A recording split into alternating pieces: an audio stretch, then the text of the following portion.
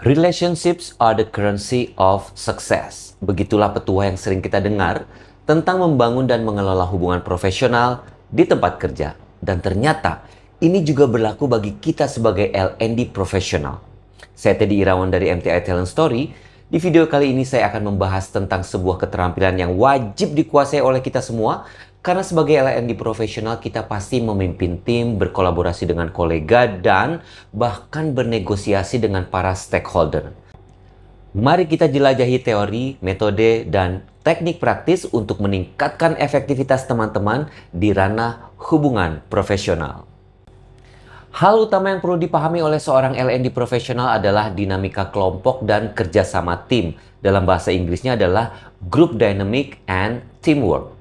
Memahami dinamika kelompok sangat penting karena hubungannya erat dengan penekanan pada kekuatan learning organization. Perlu juga kita pahami bahwa tim berkembang ketika para pemimpin bisa menumbuhkan aspirasi kolektif, mendorong pemikiran yang beragam, dan mempromosikan continuous learning and improvement. Dan sekarang mari kita bahas cara menciptakan lingkungan kolaboratif yang mendukung produktivitas. Cara pertama adalah strategi komunikasi. Ini sebenarnya telah saya bahas di episode pertama ya, tetapi bolehlah saya menambahkan sedikit bahwa komunikasi yang efektif adalah pondasi hubungan profesional. Dalam hal ini, para ahli menyoroti pentingnya mendengarkan secara aktif, pesan yang jelas, dan empati.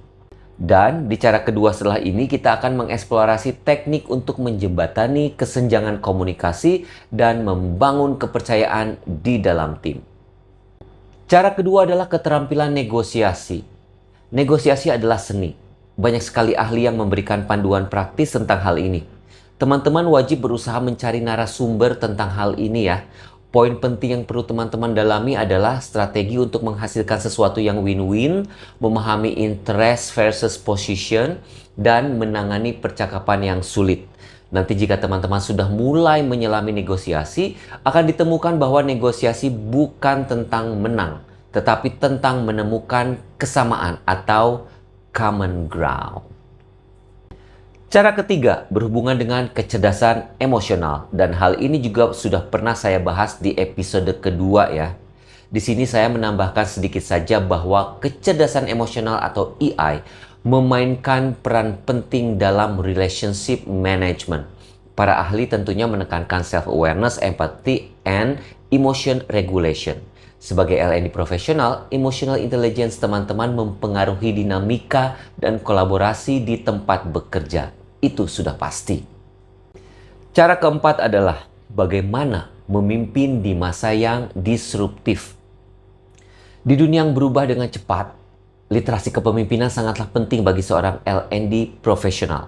Banyak sekali ahli-ahli yang menyoroti pengembangan di tengah disrupsi. Untuk hal ini, teman-teman perlu mempelajari tentang kepemimpinan adaptif, tentang tim yang terdistribusi, dan bagaimana tetap agile dalam menghadapi tantangan. Demikianlah, saya sangat berterima kasih kepada para viewer yang telah menonton seri Essential Skills for L&D Professional ini. Sebagai penutup, saya ingin mengingatkan bahwa membangun hubungan profesional adalah perjalanan yang berkelanjutan dan enggak pernah berhenti. Saat teman-teman mempelajari dan menerapkan prinsip-prinsip yang saya bahas tadi, fokuslah pada authenticity, mendengarkan secara aktif, dan menumbuhkan budaya kolaborasi. Saya Teddy Irawan, sampai jumpa di episode keempat nanti dan teruslah belajar untuk menguasai professional relationships.